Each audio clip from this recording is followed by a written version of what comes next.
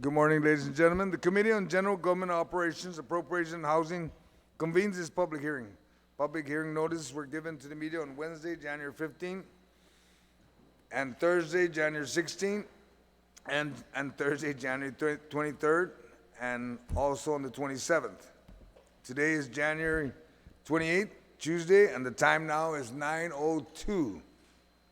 The committee will hear and accept testimonies on both oral and written on the following bills. Bill 251-35, sponsored by Senator Amanda Shelton and co-sponsored by myself, an act to appropriate $280,192.70 from the GC Endowment Fund, Series 2001B to the Guam Community College pursuant to Section 221306 of Article 13 of Chapter 22 of the Title 5 of the Guam Code Annotated for fiscal year 2020, and Bill 238-35, sponsored by Senator Tello Taitigui, co-sponsored by Senator Rigel, Senator Jim Moylan, and Senator Luis Muñoz.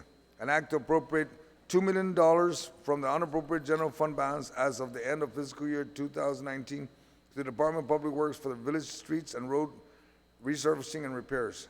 I'd like to acknowledge the presence of my colleagues, the Legislative Secretary, Senator Amanda Shelton, the Minority Leader, Senator Tello Taitigui. I know Senator Luis Muñoz is here also. General rules for a public hearing. The conduct of this public hearing shall be as follows.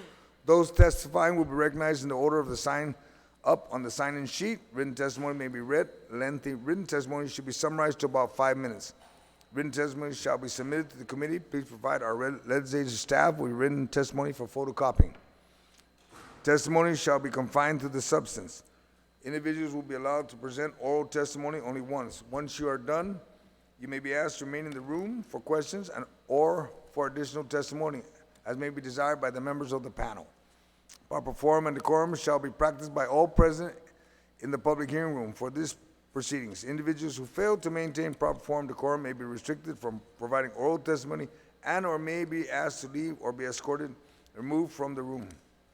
When you speak, please make sure that the microphone is on and that you speak into the microphone.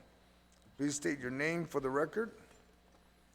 And before we begin, I'd like to also announce to the people, the public, that Bill 213-35 that was initially scheduled for today has been removed from the list. That's been referred to the committee, Senator Therese Terlai's committee, and I know that'll be heard soon. We will now begin to hear testimony on Bill 251, introduced by Senator Amanda Shelton, and she will make her opening statement. Thank you. Thank you very much, Mr. Chair, Satuus Masi, for hearing this bill today. I'd like to thank those who've come to testify as well.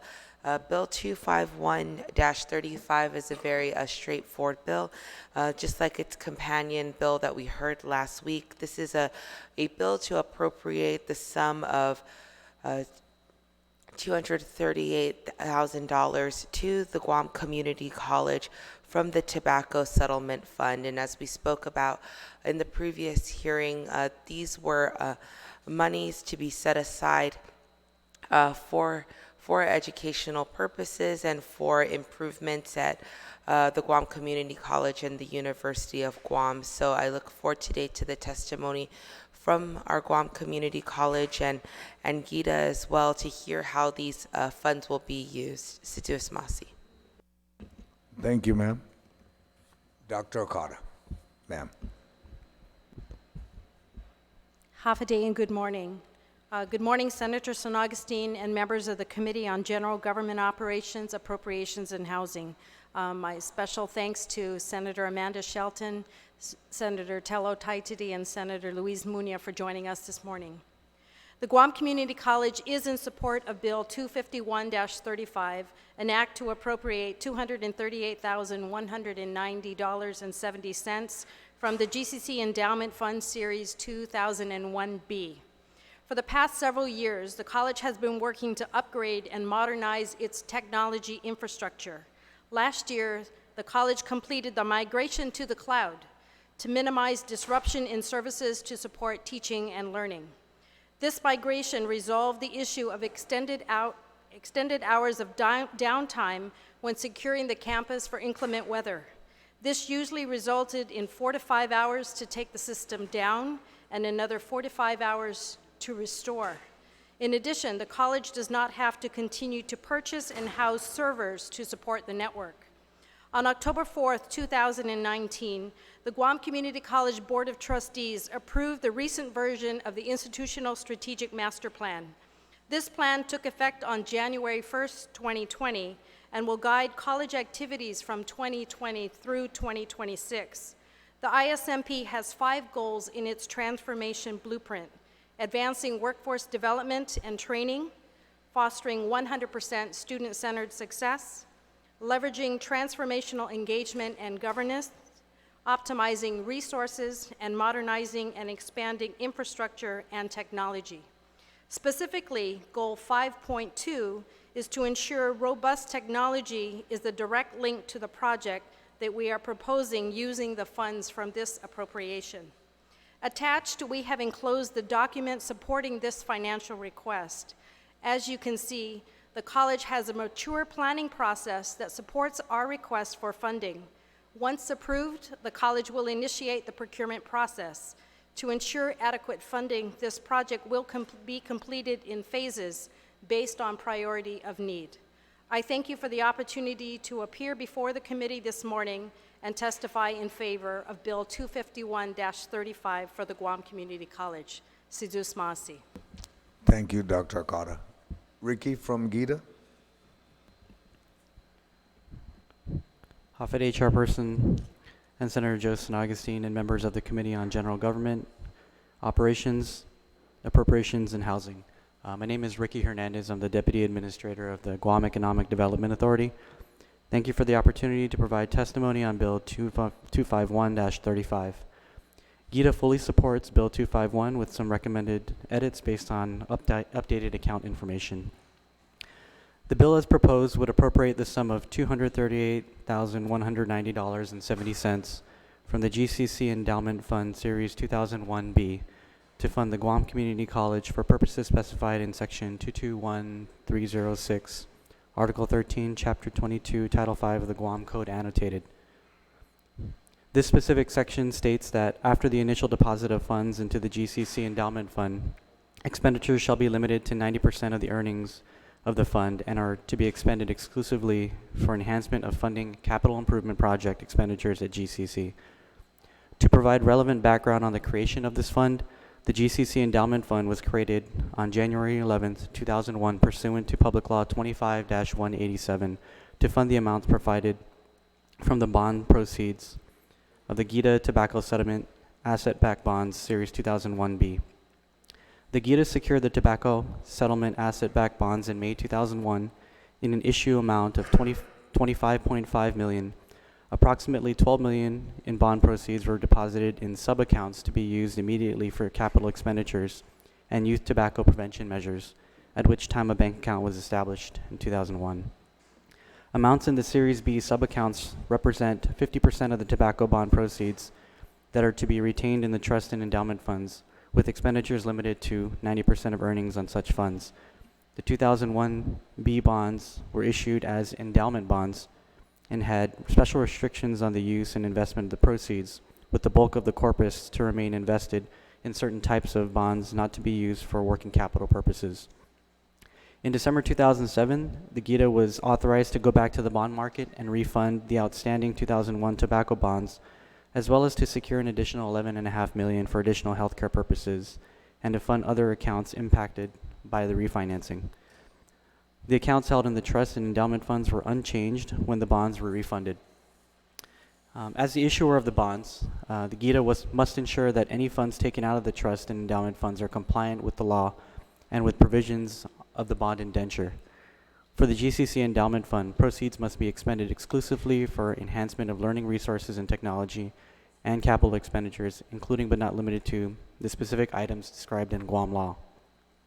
As of January 9, 2020, and I know we submitted this to your committee on January 15th, the balance of the GCC Endowment Fund series is $2,031,556.56, The interest earned is $282,934.42, 90% of which is equal to $254,640.98, as illustrated in the testimony below. The GITA recommends amending lines 7 on page 2 of Bill 251-35 by deleting the word Series 2001B after GCC Endowment Fund for clarity and accuracy. Additionally, given the updated amount of earnings as provided herein, the amount appropriated to the Guam Community College may be adjusted upward to reflect the updated amounts available. Once again, thank you for the opportunity to provide testimony on Bill 251-35. Should you have any questions, please contact us at GITA at the information provided. Thank you. Ricky, you mentioned some recommended amendments. Can you go over it one more time so I can just... Sure. I think on the original bill, line 7 on page 2, just to delete Series 2001B, just for clarity, because I think the account is just called the GCC Endowment Fund.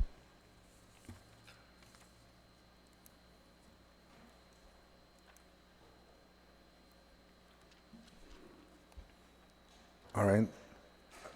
Ricky, I got a simple question. Maybe, hopefully you'll be able to answer it. It seems to be that it's like every year or every other year, we have to introduce a bill to appropriate the money to GCC and UOG. And what is the timeline really that exists that it makes enough money to move to those education institutions that maybe we can put it in the budget and then we'll know and then we automatically move it instead of having to wait for a bill. And you know, like Dr. Carter and Dr. Christ can start planning that this is what we estimate it's going to be, getting the info from GITA, and then we can just plan that and they can keep moving instead of kind of like trying to get the bill through. Because, you know, that's a timetable where they can take the action, get the RFP out or the RFI, whatever, and they start moving. Because I know for a fact the two institutions are doing their best to do whatever they can do with whatever funds they have. So maybe you can give us some input. What would be the timeline? Like it's every other year, every 2 years, and we can just figure out a way how to put it in the budget. Yeah, I know that in the previous hearing with for Bill 252, there was a question that was asked about, I guess, the reasonableness of the interest rate. Currently, these funds are held in GITA trustee fund accounts locally, and for what we've looked at, it's in money market funds per the bond trustee, and they're earning about 1 to 1.5% a year. I believe the last time this was pulled out, the funds was in 2010. So, you know, depending on what type of policy you like, you know, you'd have to wait for it to grow to a certain amount to be, you know, worth I assume to pull it out. If you did it on an annual basis or something that you wanted to codify, we had talked about this internally at GITA, that you know, the language says 90% of earnings. So if theoretically you can appropriate 90% of this and then introduce another bill and appropriate the remainder, 90% of the remainder in there. So it would be good to probably set a specific date if you wanted to do it every 2 years, 3 years, 5 years, to set a date on which the 90% is applied to, such as the end of a fiscal year or something. So I guess that would be just off the top of my head recommendation if you'd like to do something that is an automatic authorization. All right. Dr. Carter, do you have any, you wanted to comment? You were kind of shaking your head like you like to see the money soon, but you like to also get as much as, get the most bang out of your dollar. I think in order for, to give the account time to grow, I think incrementally over a period of 5 years might be a reasonable amount or a reasonable time. 5 years, because that allows us, in our planning process, we try to update our strategic plan every year, but it usually spans a period of about 6 to 7 years. But a 5-year period will allow us to plan for the use of the funds and also use it to leverage bigger projects with other funding sources that may become available. All right. Thank you. Yes, Ricky. Yeah, Mr. Chair, I'll just add too that we did look into, what other options we have in terms of investing the funds to maybe see if we can get a better earnings or interest rate. And we looked into it, and obviously they're in money market funds, which are a very secure place. But what the bond trustee is also authorized to be able to do, pending GITA approval, would be to invest in certificates of deposit. So we would just have to direct them, and then also guaranteed investment contracts, which have a little bit of an issue for us. But we are looking into possibly directing them into. They're still secure investments, but things that will probably gain a little bit more interest for the fund. So if there is a policy that you do craft, whether it's 5 years, as Dr. Okada mentioned, then we can plan accordingly in terms of when that needs to be liquidated. So. All right, thank you. Do you have any questions from my colleagues? Senator Muñoz. Anytime I'm given the chance to speak on behalf of GCC, I always take advantage of that opportunity. I just want to thank you, President Okada, for being here today, and of course to Mr. Hernandez as well, too.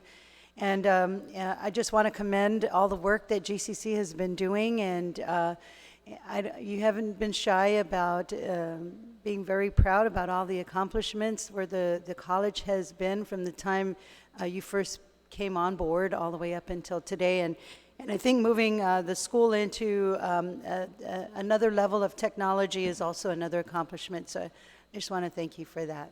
Thank you. Thank you. Senator Tello. Thank you, Mr. Chair. Good morning, and thank you again for being here.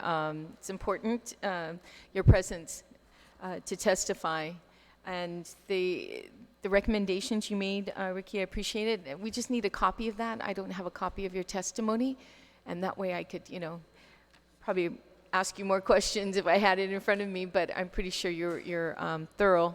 And definitely the woman sitting right next to you is going to ensure that you are thorough, because she's very thorough. So, again, I appreciate you being here, and Happy New Year. Bye-bye. Thank you, Senator Tello. No question from Senator Moylan. Senator Amanda. Thank you very much, Mr. Chair, and Sidious Masi, to both of you for being here today.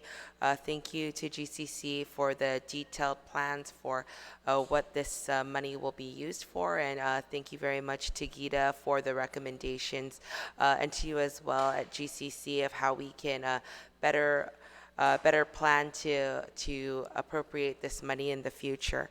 I especially appreciate how the plans for the Guam Community College will really help to prepare a better campus for our students. And just a couple months ago, you rolled out the Aleutian Degree Works program, and I think students were very excited about that. And having that kind of technology at their fingertips to help them better access all of their records and help them to plan for an easier college path. And so things like this to improve technology will only help better serve the students. So we are very excited. Sidious Masi, and to you, Mr. Chair, as well, for hearing this bill, and I hope we see it in the next session. Thank you. Yes, it'll be ready by then. But we will include your recommendation and the support of also the Dr. Okada to include that also for UOG. Both of them will get the same amendment on the bill so that we can lock it in every 5 years, better management, bigger bang for the dollar. There being no one else to testify on the bill, the committee will continue to receive testimony for the next few days. Please address your written testimony to the Committee on General Government Operation, Appropriation, and Housing, and submit it via email to Senator Joe S. Augustine at gmail.com. Sidious Masi for your attendance today, Dr. Okada and Ricky, and your participation. And for those at home, thank you for watching. The public hearing for Bill 251-35 is now adjourned. It is now 8:23. And then we will now continue to the next bill. The next bill is Bill 238-35. But because we do have other folks that are that will be arriving very soon. We will give it a 5-minute recess, and then we'll begin in 5 minutes. We'll give it by 5 more minutes. Thank you.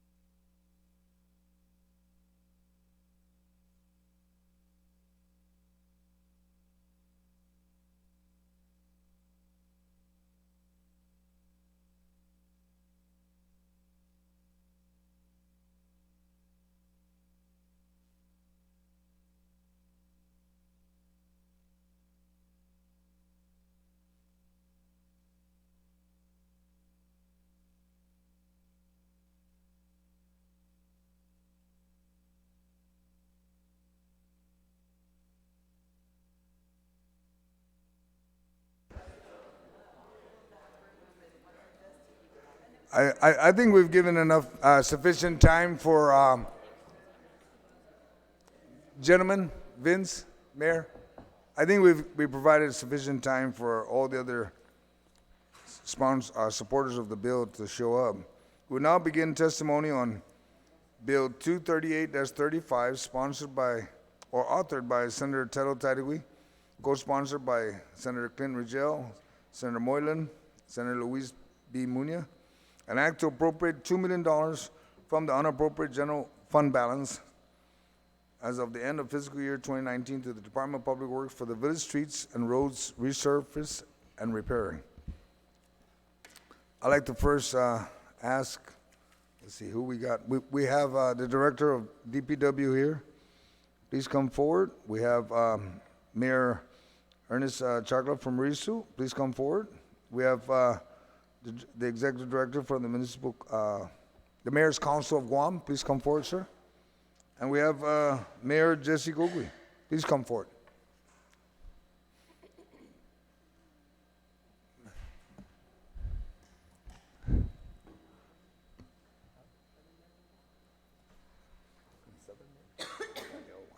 Oh. Mayor Cruz and Mayor Paco, were you planning on testifying? And if you're planning on, please come forward. Just want to show your body. That's why they call it one Malabanga, no? Okay, thank you, sir. We will now begin with the opening statement from the sponsor of the bill, or the author of the bill, Senator Telo Tadigui. So Duas Masi, Mr. Chair, and good morning, everyone. I'd like to thank everyone who's here today. And Mr. Chair, I'd like to thank you for including Bill 238-35 in today's public hearing for the opportunity to introduce this important measure affecting public safety, our economy, and people's pocketbooks. Mr. Chair, I introduced Bill 238 as part of my ongoing efforts to keep our families safe on our roadways by ensuring that more of our village streets are improved, including unpaved and uneven pavements, narrow access, and vegetation growing in between asphalt. During my discussion with residents throughout 2018, including messages and comments shared on social media, some of the roads our people want to repair include repairing and replacing markers and reflectors on Cross Island Road, Santa Rita, resurfacing pavement near Summer Home Apartment on Route 3 in Jigo, widen road pavement on Route 4 in Inarajan, road repairs behind GPO going to Mercy Heights in Tumuning, repairs and replacements of markers and reflectors in Waising Song Road in Dedido, road repairs near Gerber Villa in PD, and a traffic light installation on Route 15 Manilao and repairs to Machechi Road in Dedido were just some of the comments that were brought on into social media. And just to reflect on going back to social media as well, is that there have been more people who respond to the issues of road repairs than any other subject matter on social media. Mr. Chair, I asked DPW in May of last year to provide a status report on the issue of Guam Highway Fund proceeds for village road repairs during the period of January 1st, 2018 and April 30th, 2019. I followed up with other questions such as how much highway funds did DPW receive through Public Law 34-116, where the 34th Guam legislature appropriated money generated by the liquid fuel tax adjustment.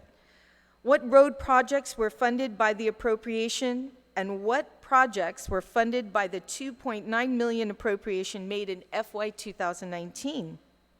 Mr. Chair, I look forward to hearing from DPW today, and I thank Mr. Ariola for being here on exactly what the road projects have been funded, particularly for additional liquid fuel tax proceeds. Mr. Chair, I've also asked village mayors how much they've spent in FY 18 and FY 19 on road repairs, on whether they use Guam Highway funds for this purpose. In fact, I sent out a survey last year asking questions to each village mayors. And based on the information provided by some of our mayors that responded, They had said they purchased asphalt, rented equipment, and paid for village street repairs using Guam Highway Fund revenue. Mr. Chairman, Bill 238 is straightforward. It provides $2 million to DPW to fix more village roads from Jigo to Malesu. Repairs that our people continue to ask for and are beyond frustrated with the government for having ignored their pleas. I've asked the committee and my colleagues to support this bill so that we fix roads, including those projects that were identified since the Village Street Master Plan was developed back in 2009-2010. Siduous Masi, Mr. Chair, for moving forward on Bill 238-35, and I look forward to listening to the testimonies this morning. Thank you, Senator Tello. I'd like to also recognize my colleagues that have joined us this morning. We have Senator Therese Cherlai, and we have Senator Clint Rigel. We will now begin with, we'll start with the Director of DPW, because the mayors want to know what is their status and probably soothe their mind. Yeah. Sir. Thank you very much, Mr. Chairman, and good morning to all the senators on the committee. My name is Vince Ariola. I'm the director at the Department of Public Works. First off, let me apologize for not having written testimony. It breakdown in communication in my office. I just arrived yesterday, but I will be submitting something written by tomorrow. I do have the bill before me. I've taken a look at it since its introduction. I know I talked with the chairman himself on the bill. It's a laudable bill. We know the intent that there are village streets that need to be paved as time goes on. We are currently in the middle of our village street paving program for the third year in a row. I think since its inception, we've had a total, to include this fiscal year, about $9 million appropriated to the department. We've expended, let's see, about close to $6 million. So we do have a balance of just about $2 million to expend, including this year's appropriation. As we speak, we are paving a road up in Manguilo behind the Dedido Palis, Kichuso Street. That's about 2,000 linear feet. And as you know, the way the program works is we use the resources of the government, of Public Works, to basically prepare the road, if need be, with new coral, with rolling, with clearing, with grading, things of that nature. If it's just a simple mill and pave, then our contractor, Hawaiian Rock, comes in and takes care of that. The final pavement is done by Hawaiian Rock, and I do need to let you senators know that as we speak, there is only one contractor on Guam that can do that, and that is Hawaiian Rock Products. They are also busy with their construction inside the fence on military contracts, so it's a balancing issue with getting asphalt from them. But they've been very forthright in taking care of our needs. We started the paving about maybe a month and a half ago, and we're in the central part of Guam, and we'll branch out to the south and then to the north for this fiscal year. We have a list of roads. It's basically changing daily. Well, let's say weekly, because we initially had a bunch of streets, about 2 for every village, that was on a rating system. What was happening before this fiscal year is the department would rate different roads within the villages, and the way they would rate it is, of course, on condition, amount of traffic, the amount of homes in the area, easements, rights of way, and things of that nature. And so we've been taking a look at that, and some that we're finding when we finally go out there with the Department of Land Management, when we do the points to let the contractor and ourselves know where exactly to pave, we're finding that there's some encroachment issues that we have. There's some easement issues, so we have to put the brakes on that on that project until it's resolved. So that's a lot of give and take out there in the field. So that causes some delays, and that's pretty much the main reason for the delays in going out there and just going out there and paving. We can't just do that. We have to make sure that where the government paves, the government owns, both on the local and the federal side. I am happy to report that We've got quite a number of roads that are on the table on the board, ready for paving this year, where easements, rights of way, and actually points have been resolved. So you'll see a much speeded up process of road paving. The only issue now is that we do have only one paver, Hawaiian Rock, and so wherever we go, he follows us, and it's a leapfrog kind of construction thing, but it works very well. For the most part, a typical road, like we just did J.A. Camacho Street in Mong, that was a 3-day process. So real quick, we mill the top surface, spray it with asphalt, and then we lay the asphalt down. That took a total of 3 days. So that's pretty fast. If there's additional construction, say we need to add more gravel, we need to roll it, we need to compact it, then that of course that's going to take a little bit more time. But we work very closely with the mayors. We know that there's many more roads to pave, and this is a good program. The more that we have funds to pave, the more roads we can pave. So we do work very closely with the mayors. Not every road's going to get paved. We just basically put it on a priority list of, like I said, condition, number of cars traveling on it, the number of homes it services, what easement issues are there, what rights-of-way issues are there, and so on and so forth. I do have to point out, though, I was reading the fiscal note on the bill, and according to our colleagues at the Bureau of Budget, because of the current general fund deficit of 83 million, they don't recommend any appropriation of revenues collected in excess of the FY 2019 general fund levels. I leave that to you folks. My job, my lane is to pave streets and do with what I got. And our motto at DPW is to spend every penny that we get, especially before budget time. So again, that's all I have to say. And I'm happy to work with all the mayors and get the village streets paved.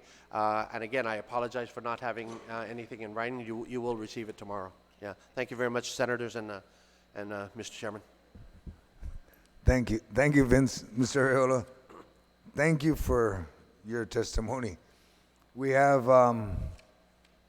just making sure no other colleagues showed up. We have, before I start with the mayor of Mauricio, let me get the executive director for the mayor's council first so that we'll hear what he's got to say. And then I'm going to ask the mayor of Mauricio now to speak, okay? There you go. There you go. Thank you. Bananas Jesus, Gail, thank you, Mayor Ernest, senators and that are here. Thank you so much. I hope that the other mayors are not here because of pothole roads that making them slow to get here, but I'm sure there will be more to show up. First of all, I'd like to thank Director Vince Arreola and Deputy Director Jesse John for always supporting the mayors in not just road paving, but many of the requests that go through them. They've always been there. They've always been upfront, and if they can do it, they do it. If they can't do it, they'll let us know that they can do it. But this Bill 238, appropriating some $2 million to public works. I'm sure that Vince will not say no in getting it, but it would certainly help with our road repairs. I understand where the governor is coming from, but our testimony here is that we want to put it on record that there are many roads on Guam that need to be repaired in the villages. And the longer we wait, the more it's going to cost us. I'll just give you an example. In the 2 years that we've been doing this recyclable, picking up tires from the villages, we've picked up over 10,000 tires. And I'm going to say that many of those tires came from people just throwing it because their tires were broken, got flat from just riding and going over potholes daily, every single day. 10,000 tires is $100,000 at $10 a tire when we turn it in. We could have just taken that 100,000 and probably not buy more asphalt, but add on to repair some roads. Roads are being repaired now, but it's all Band-Aid solution. Put a little asphalt here, hot mix, cold mix, on a hole.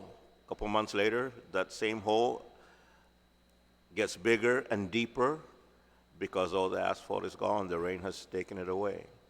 So we just want to get on record that yes, wherever the money comes from, whether it's from this bill or whatever, I know that the director mentioned that they do still get funds appropriated to them for village road repairs. It's important that we put some attention to our road repairs. The village of Inarahan, Mayor Doris couldn't be here, but she has sent in her testimony and the roads that need to be repaired. Mayor Robert Hoffman also couldn't be here, but he's also sent in testimony about the road repairs that he needs. In fact, he's been waiting since 2013 for some repairs in Afami, and he's hoping that he'll get some action there. So many of the mayors will submit their road repairs, but for the record, I also want to submit for the village of Jotnya that they do have roads that need to be fixed. Some of them are very critical. And the most critical one is Teleforo Road in Palantet, Malejuk Circle, Baza Gardens, Talansaduk in Windward Hills, Flores Rosa Road in Baza Gardens, Beatrice Baza Road, Balahaja Road, and Tovis Road in Palantet. So that's for the village of Jonia. And those are not the only roads, those are just the critical ones that need the repair. For Agania Heights. Okay, Angel, because I have other mayors here going to speak about their villages. I don't want to cut you off, but we'll have you follow up after the other mayors, because you're going to list other mayors, and these three mayors that are here are going to speak for their villages. So Just one more mayor. okay, just one more mayor. Okay. Yes. They couldn't be here, and they submitted their list, so I just want to make sure that I did impart that to you. Agani Heights is Chalanmacana, Joseph Cruz Drive, Paasan Drive, and Panietos Drive that they need work on. But yes, certainly, like I said, we understand where the governor is coming from, and we understand the fiscal note. But none of these mayors will tell you that they don't want any money to fix the roads because they need it. So I'll leave it up to them and let them tell you what they want done.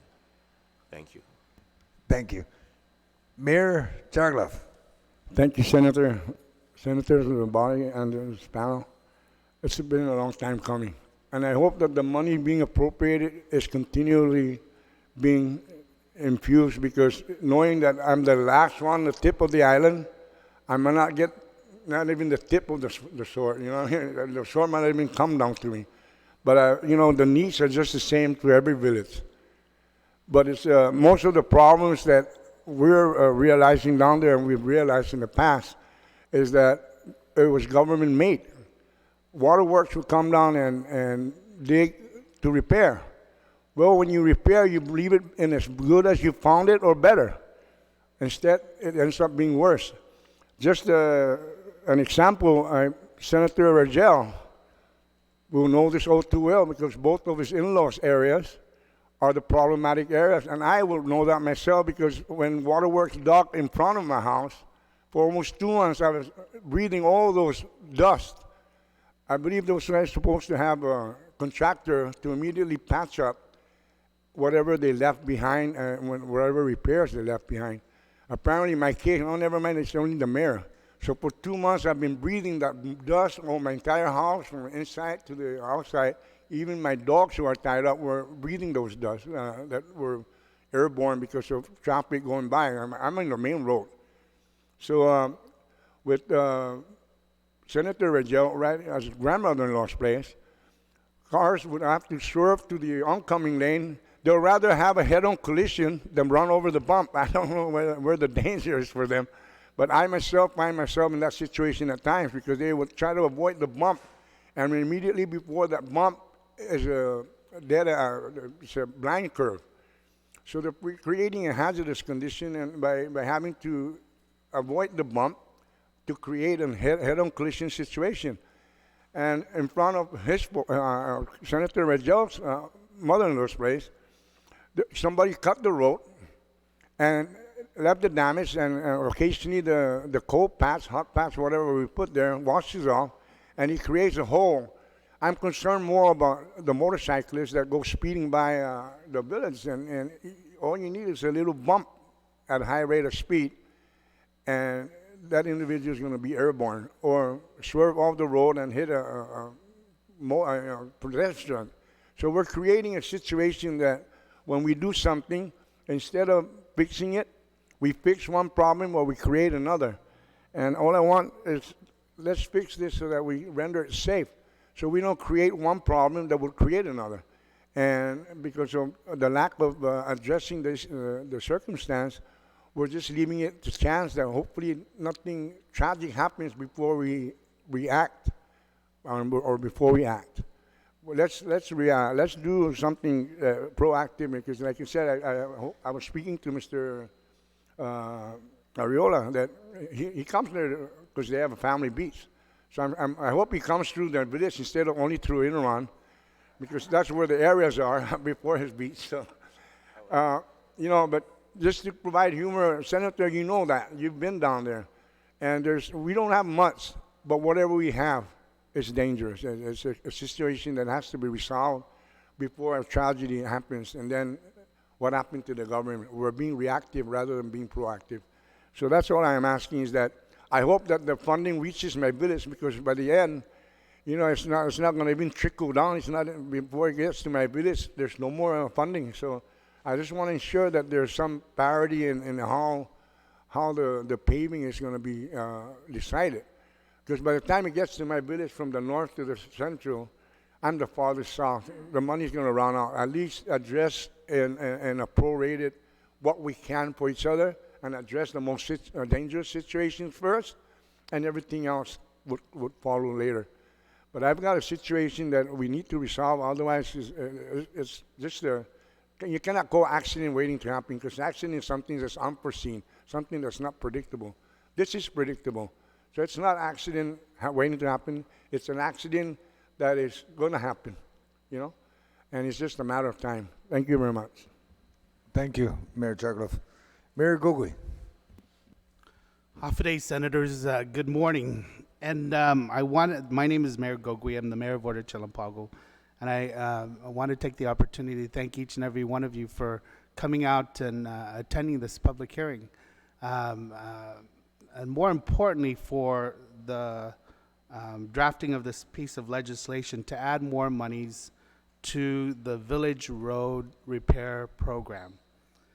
And I want to try to stay focused, like I believe you all do, on the big picture. If you read the legislation back in 2009, it indicated that a study was done, and that actually was the first year I took office, and actually participated in the Village Road assessment with Public Works.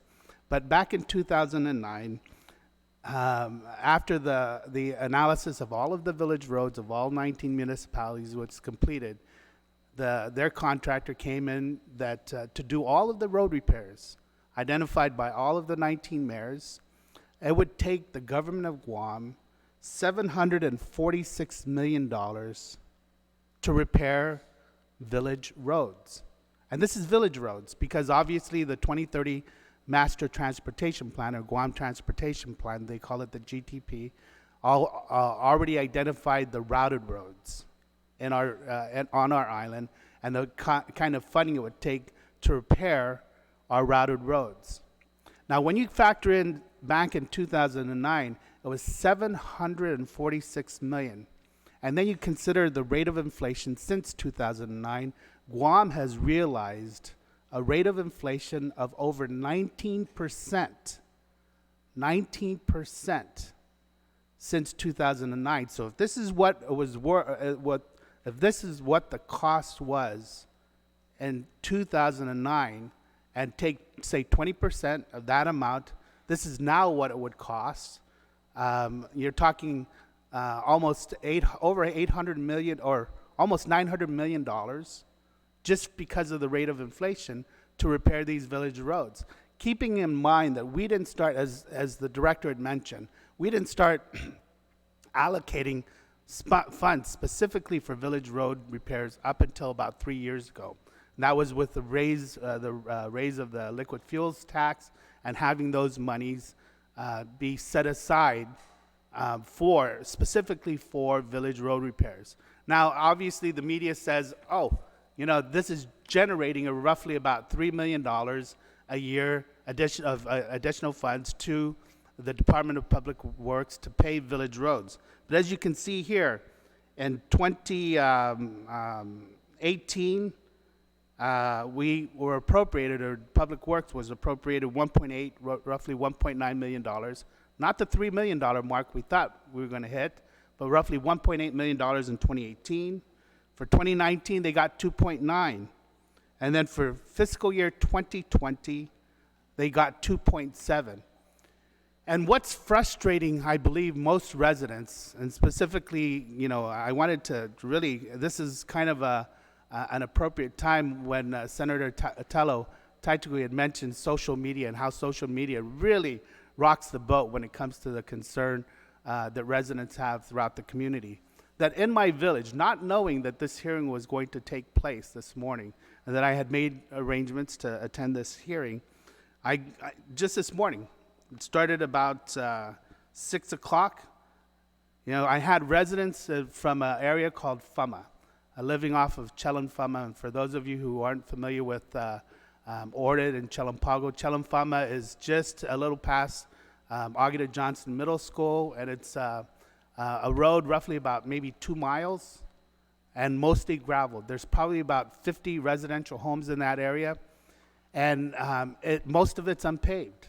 In fact, really, you got about 200 feet of pavement at the entrance, and pretty much the rest of the road is all graveled road. And since that area started being developed back in about 32 years ago, over a 30-year period, we've had pretty much a total of 50 homes erected in that area. And so even though social media highlights, some of the issues of concerns, predominantly infrastructure, which is roads, water breaks, and power outages or potential power outages because of vegetation touching power lines. Let me share with you that some of the information that people have, and remember, people's perceptions are their realities. It's not always the truth, but it's the realities. And their realities or their perceptions brings about frustration. I have this one resident. This is what she says. She goes, "Not sure what the current government has to do with paving our village roads," meaning the government. They're assuming that all of the paving is done at the village mayor's level. That we are the ones who direct the paving of the roads. Obviously, we don't have, 19 districts don't have, or municipalities do not have the compactors and the backhoes and the dump trucks to accomplish this task. And she goes, "Last I heard, each village mayor gets an annual allocation of $3 million to pave their village roads." So 19 times 3, you're talking, 27, 3, 4, 5, roughly $50 million that gets appropriated by you guys, split amongst the village mayors, and that we all have $3 million to pave our roads, adding to the frustration that residents have with regard to why the roads aren't getting paved. In fact, when you take a look at $50 million, that doesn't even, that's almost the entire budget for the Mayor's Council of Guam. And so regardless of what perception is, or what perception is, or what reality is, what we do know and what we all can agree upon is that roads throughout this island are in desperate need of a repair. In fact, in our village, we've come up with a creative way, and I know that Vince has seen some of the photos that we've done of actually walk some of the roads that we've taken care of. And we've since 2010, you know, in order to empower, we've tried to come up with a creative way of helping DPW take care, at least address the gravel roads. So on an annual basis, out of my budget, my mayor's budget, I set aside $30,000 of my village budget that obviously I could use for other things, but to actually contract with Hawaiian Rock and purchase milling material from them, have them come in with their equipment, and I have them lay down milling material, compact milling material, and over these graveled roads so that it's material that is much better than just trying to get DPW to come in with their dump trucks and their compactors and their backhoes to spread the gravel, which ultimately, you know, the kaskahu, which ultimately all of us know washes out, especially during the heavy rains. And it's worked well in our village for roads that are fairly flat because the milling material will hold. But if it's in a wetland area, or if you put that milling material in a wetland area or wetland areas or on steep slopes, obviously the rains will take that away. And you can see that because when DPW comes in and actually uses cold mix to repair roads after a heavy rain, even cold mix, which is, you know, asphalt laid down cold, but it still has the same basic components of an asphalt mix. You know, when you lay that down and compact it, even during heavy rains, coal mix washes out. So coming up with some solutions and providing funding for those solutions is necessary. And the other thing that I hope you take into account and the need for providing additional resources to the Department of Public Works when it comes to road repairs is that they're doing, as the director had mentioned, they come in with their equipment, their personnel to prep the road. And then the contract, the monies that they have available is used for the paving of the road. Well, when they have their equipment out, repairing, you know, doing the, what we call the subgrade or the base course of the road, so when they lay down that asphalt and it's done on a solid footing, when their equipment is doing that, their equipment is not coming out and repairing roads that are constant problems in our village and that we don't have the equipment to fix because we rely on them to bring out the coral on roads that haven't been paved. We rely on them to compact the coral that they bring out on roads that are not paved. And we rely on them, you know, to maintain those roads because we, the mayors, don't have, again, the compactors. We don't have the dump trucks, and we don't have the backhoes to do it ourselves. And so they're challenged in that they're not only trying to move forward with this village road repair project, utilizing their resources to prep the roads, and then utilizing Hawaiian Rock to pave the roads, but and because they're utilizing their resources, helping us maintain our roads is challenged. So whatever money you can provide the Department of Public Works, whatever resources you can allocate to the Department of Public Works as a resource that maybe we don't have that can be used to continue moving forward with fixing our roads because it's frustrating. And I'm telling you now, as I'd mentioned, take a look at the rate of inflation. Take a look at the CPI and how the rate of inflation has affected this island. And fixing these roads aren't going to get any cheaper. And it's going to continue to be a problem for the government in answering to our constituency on why some of the basic expectations they have of us aren't getting done. And we can talk about some of the things we do allocate funds for and we get criticized upon for having allocated those funds that aren't really directly geared towards those basic, quality of life expectations.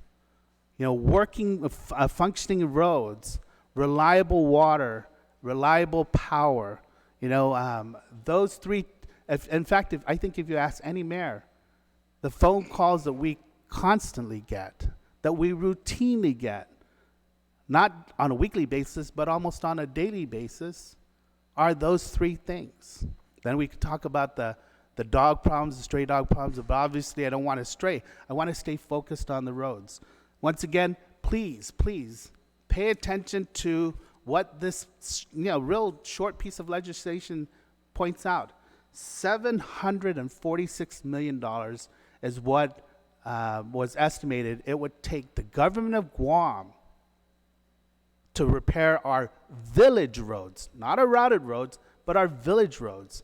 And if you take a look at the rate of inflation since 2009, the rate of inflation is in excess of around 20%. And so when you crunch the numbers, as I'm sure you all do when budget time comes around, you can understand just how the longer we wait, the more costly it's going to become, and then it's out of reach again. It's out of reach again. So the more monies we can front load to getting these projects done, I think we will have fulfilled. We, public servants of the people of Guam, will have fulfilled our service to the people and making sure that what they expect of us, to make sure that they have a reasonable quality of life on this island, is getting done. Thank you. Thank you, Mayor. Mayor Puckle.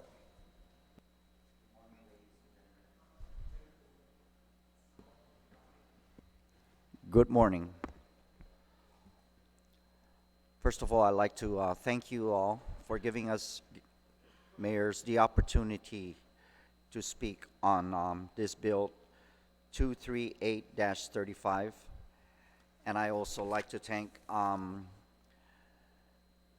Director Vince Ariola and Jess Garcia for their support that they've been giving the community of MTM. I'm here to speak on behalf of my community.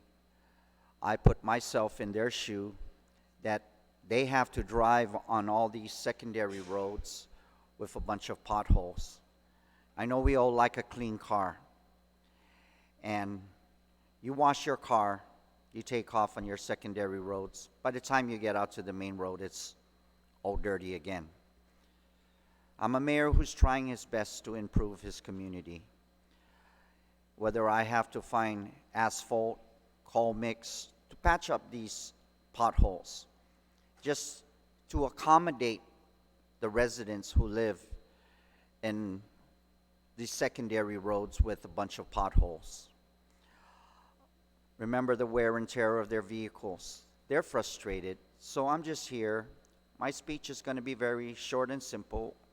I didn't write a testimony, but I just like to address the streets that I pray to God that one day would be repaired.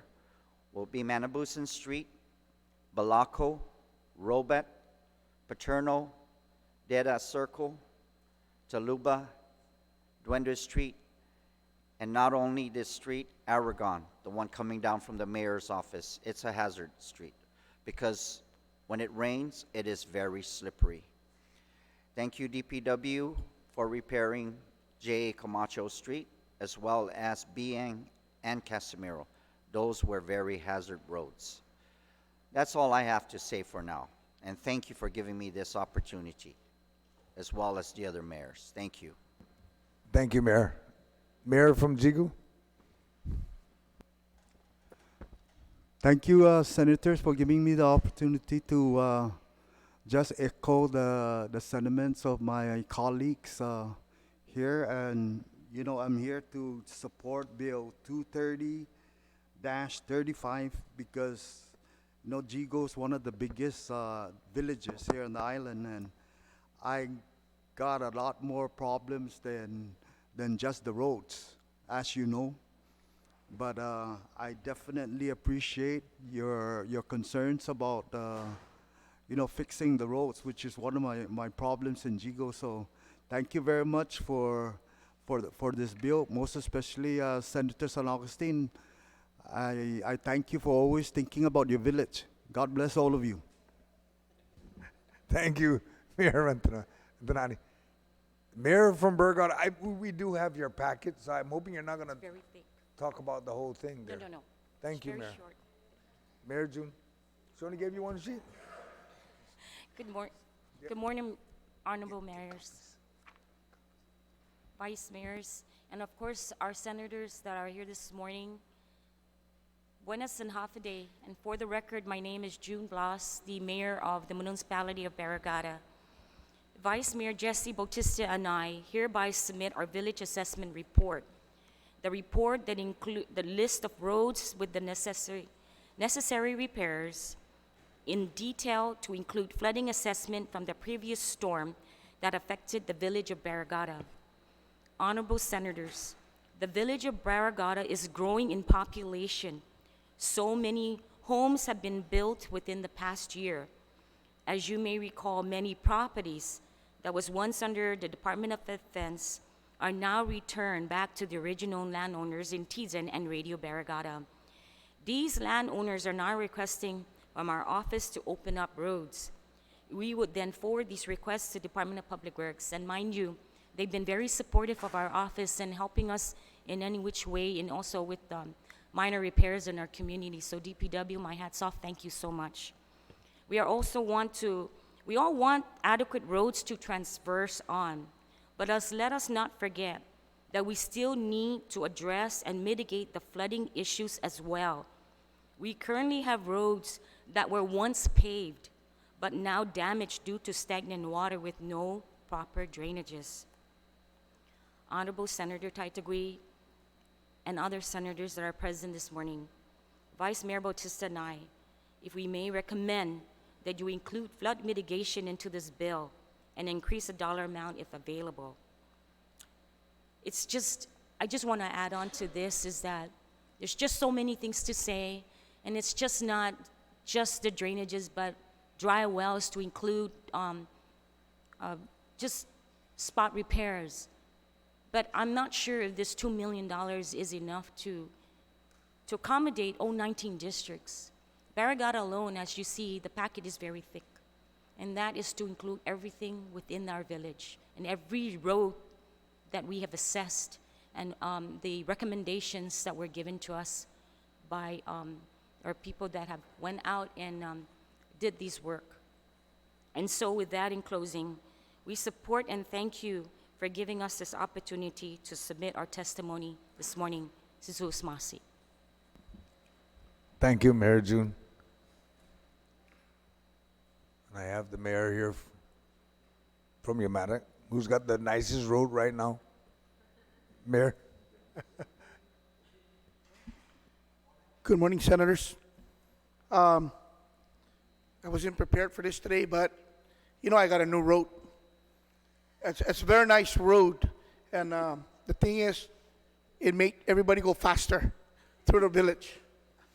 But the thing is, you know, I have a beautiful road, and Waterworks comes in, cut it up, and then the road damaged again. And when they come to repair it, they just fill it in. They said there's a contractor to fix it. And I haven't heard anything yet. My roads are still broken up. And I want to thank you. There's this road that the $2 million that you're giving us. I wish that you give it to us because we have some side roads that needs to be fixed. And the mayors really need that money to work on our roads. And, you know, I was surprised that I didn't know I was having this hearing, but I was just telling the mayor back there, this are all my favorite senators. So, you know, I just want to let you guys know that I appreciate the money that you're giving us, or if you sign this bill to give us that money, I'm going to be more happy for my constituents because some of the roads need to be repaired, the side roads. I want to thank you for having us here too. Thank you. Thank you, Mayor. Before I ask my colleagues to ask questions, maybe the director can actually no, as a matter of fact, I'm going to go ahead and move on to the colleagues, and then I'll come back to you, sir. Senator Therese, are you ready? Ma'am. for round one. Thank you. Thank you, mayors, for being here. Thank you for your testimony. It's, Mr. Ariola from DPW, Sidus Masi. I just want to make sure we're all on the same page here. So we know that there was that, sorry, let me just get this straight. $746 million list that we came up with several years ago, 2009. But DPW has always said that they were going to take the top 3 priorities of every mayor on that list and work on that.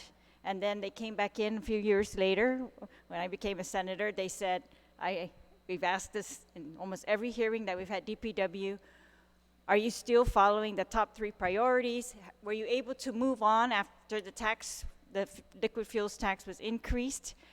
That was supposed to be the plan, right? And of course, it was just, unfortunately, even with the increase in liquid fuels, the amount of roads that they were going to be able to add on to the top 3 was still just, I don't know, maybe another 3 at the most, if I recall correctly. That's correct, Senator. To the greatest extent possible, like I mentioned earlier, is we work on the priorities from the mayors. Again, taking into account, there's other issues once we get to the road, like Right. easement issues, rights-of-way issues, land issues, things of that nature. And unfortunately, they're real. And sometimes we might have to bump a road off that list and go to the next one. Correct. Go to number 4, 5, 6. But Yes, we certainly work with the mayors. I don't go out there, and we don't go out there and say, okay, we're going to do this road. We work with the mayors because the bottom line is it's their village. Right, and that was supposed to avoid like political interference of, money getting diverted to roads that were not as important as ones that had been assessed. Or, of course, priorities changed because of damage.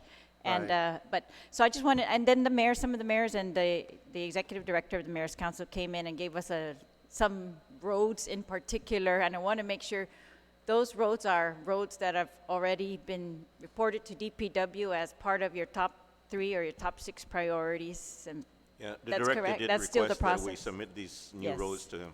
Okay, and so we're still following that type of It's process. the easiest way to do it. It's Okay. basically based on priority and a rating system. So is and it- we're not going to please everybody, and so that's why Sure. I leave it to the mayors. We leave it to the Otherwise, I'd have mayors. a I line know, outside and my I wanted. office. I want to also verify this. So if I'm driving through a village and there's a brand new paving, I can be confident that the mayors decided this was a priority area. Absolutely. All right, and Absolutely. so, okay, and then I wanted to check if, so again, what we don't have here today is DOA's, the Department of Administration's testimony. So after we were doing, one thing we did, I think when Senator Joe and I became senators, that term, the legislature stopped diverting liquid fuels tax to other places, and we made sure it was going to go back to the original intent, which was the roads. And part of it, though, goes, I think, to the mayors for their repair of roads. So I wanted, I think so, the highway fund. So I wanted to verify because, so after the tax was increased, at that year, it sounded like DPW had not seen the results of the tax. So at that time, we made a floor amendment on the budget to say, what is the balance of the fund? And the entire balance was supposed to go to DPW. So I see on the fiscal note from BBMR that it says that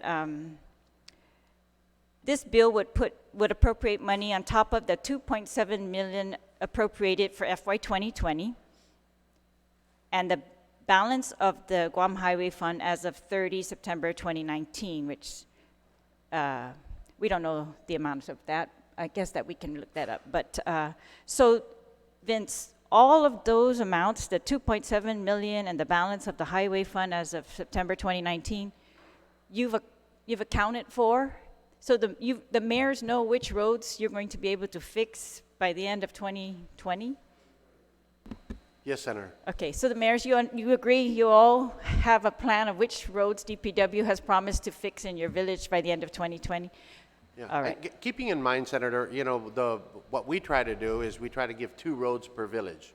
Okay. And keep in mind also that some roads in a certain village aren't going to be as long as other roads in another village. Right. And that's just the way it works. But you know, I think with our rating system, it works to the greatest extent possible. Okay, well, we were told it would increase from 2 per village to more, because it was supposed to be 2 per village originally, and now more because of the increase in the liquid fuels tax. And again, it depends on, like, for Dedido, there was, the proposal there was to repave all of Swamp Road. Swamp Road is probably the longest road on the list. All right. For Swamp Road, I could probably do 4 roads in another village, so we're Okay. taking a look at that, yeah. All right, and then, but I wanted to ensure, Mr. Sablan, so each mayor's also getting money for repair of roads, and that's different than, like, for example, Mayor Gogui said he's put aside $30,000 to add certain type of paving on, but that's in addition to every mayor's getting a certain amount for roads. Yes, we do get money from the Guam Highway Fund, but it almost 100% goes to personnel. But we do have a separate funding source appropriation called the street maintenance and beautification, and that amount for FY20 is around $880 thousand. And you divide that by 19 villages, it's like 46,000 for each village. And then we have the island-wide beautification fund, which we can also use for some street repair. But bear in mind that all of the 19 villages, they do not have any operations fund. All right. It comes out mainly from the MCOG Central. So the street maintenance is usually where the mayors use for their operations. I mean, Mayor Ernie was just telling me, how can he go and get asphalt or coal mix and put in a pickup truck if he doesn't have a pickup truck? So he uses some of that money from the street maintenance fund to justify getting a pickup truck from GSA so that he can carry the coal mix. So not the entire street maintenance fund is used just for going over potholes and putting asphalt down. It's for other purposes and operations as well. But yes, we do get a minimal amount for street maintenance. I'm trying to look at the budget for 2020, because I thought that we had a discussion at that time to include flood mitigation in the road repair, because that was just continuing to eat up the roads. But I don't see it right away. I'll follow up with that. But I hear you, Mayor, and I agree that that's a big issue. And sometimes the flooding is bigger than the road paving. I guess where's the Yes, Maritzo Senator. mayor left already? But A couple of years ago on the flood mitigation, a couple of years ago, there was an appropriation over $2 million for flood mitigation. But by the time it hit the floor here and approved, it turned out to be an equipment purchase bill. So instead of, and their justifications that we'll use that equipment for flood mitigation. So Public Works at that time got 6 brand new backhoes. They got, I think, 4 brand new dump trucks, something. So that $2 million for flood mitigation turned out to be actually equipment purchase for Public Works. all right. Which has helped.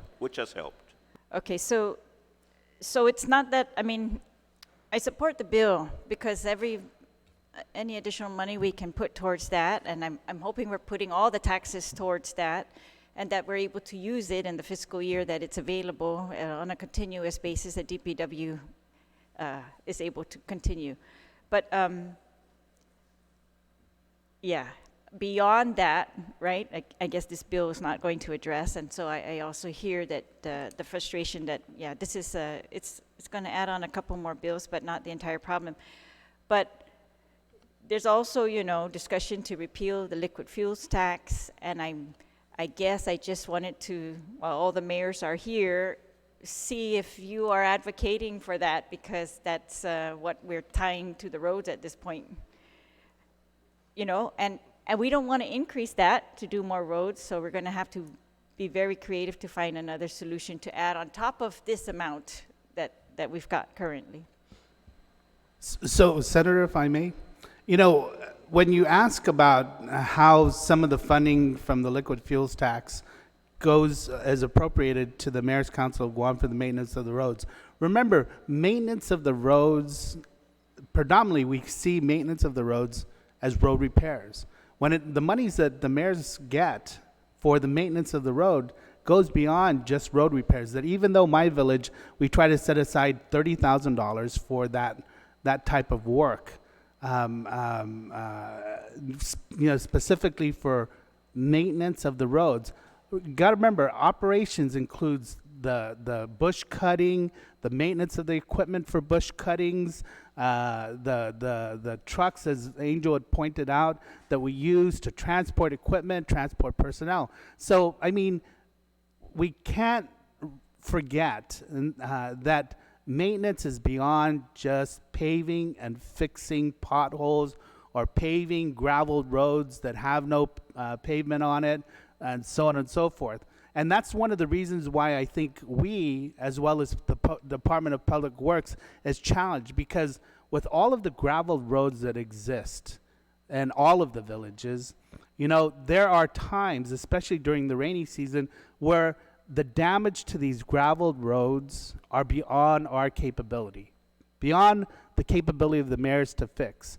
And FUMA, as I'd mentioned earlier, I mean, when it rains, we get divots in the road that extend down 6 to 8 inches deep. Because it's in a wetland area.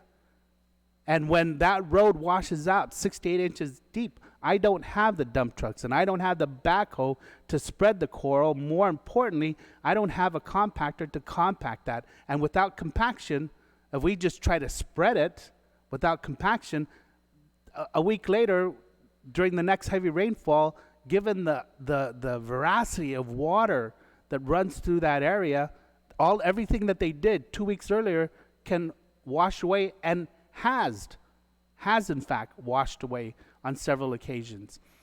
And so it's kind of like the cat chasing the mouse all the time. The mouse goes into and that's for all 19 districts.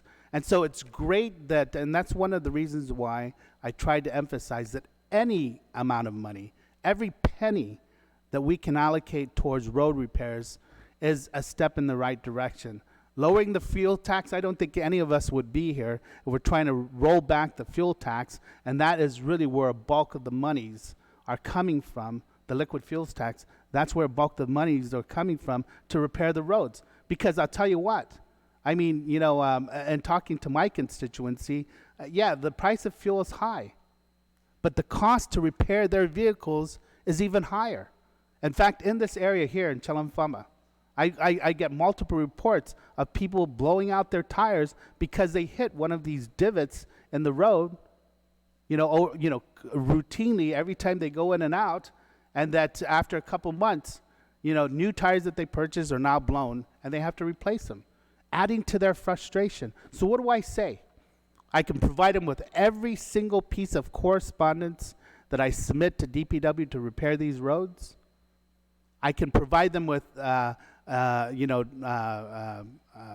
remarks about meetings with the governor, meetings with the director or deputy director, discussions with their highway maintenance on trying to perform these repairs. But as the director had mentioned, for some of these roads, like Swamp Road and like Chalamfama, I said, that's almost over a mile and a half worth of road, and with only about 200 feet at the entrance paved.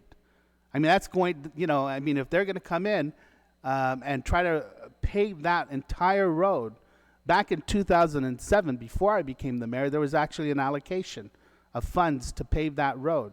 Because of land encroachments, the funding got shifted to other road repair projects because the government of Guam had to resolve these land encroachments.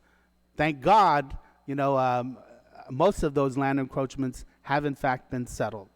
And so that's why, for me personally, Chalamfama has become a priority road for repair. Because now that we've settled a majority of the land encroachments, I see no reason why we can't come back in and pave that road.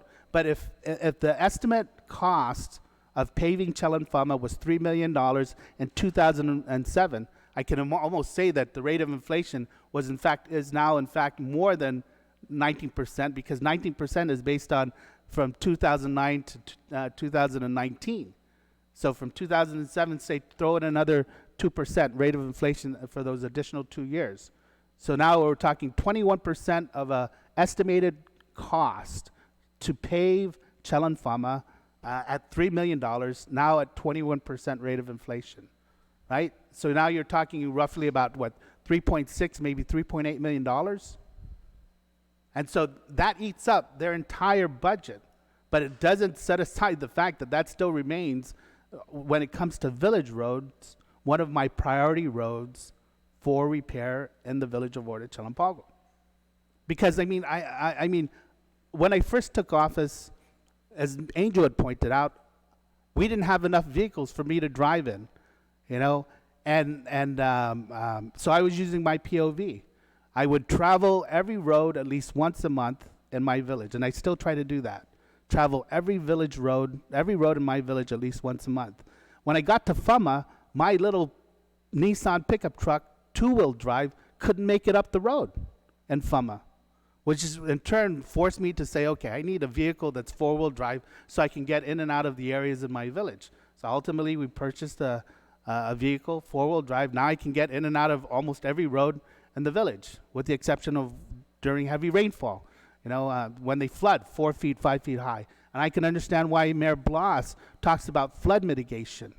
You know, trying to tie in flood mitigation with some of these roads. It's a complex, you know, obviously it's not a simple solution. It's not it is in fact a complex problem. And the fact remains is to resolve these problems requires funding. Not less funding, but more funding.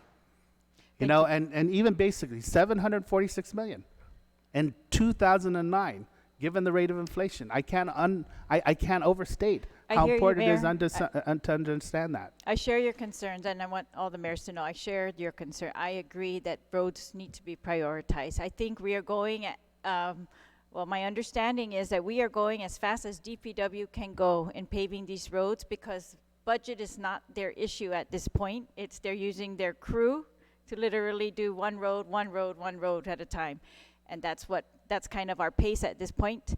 But Vince, I know the other senators need to ask questions too. But my final question is just the contractors that we all see this, that the contractors, they impact the roads and these become hazardous for the drivers.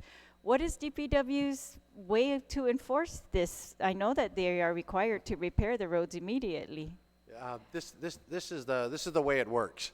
Is of course we have to use basically you know, waterworks, because they're the largest impact on our roads. They cut the roads, and part of their contract with their contractors is that the roads have to be repaired to our standard, to as built. That hasn't been happening in just our short time there. We met with the general manager, Mr.